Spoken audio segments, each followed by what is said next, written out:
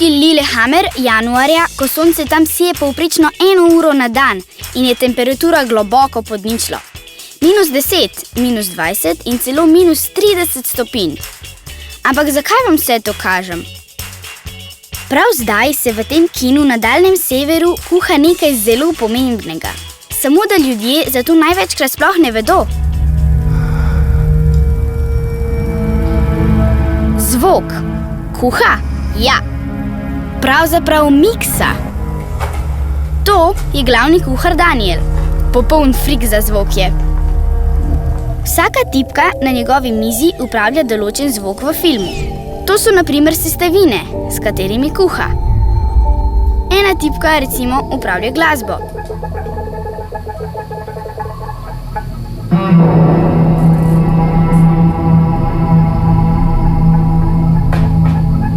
Druga glas. Krajšega. Že vem, imeti bo Dodo. Dodo. Tretji zvok plovila, ki pada na zemljo.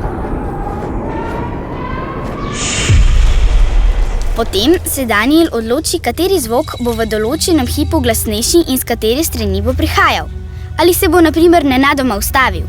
Režiserja Marina in Dražen mu sedite za hrbtom in pomagata z napotki. Daniel mora vsak odlomek pregledati od 10krat do 30krat, ne samo enkrat ali dvakrat.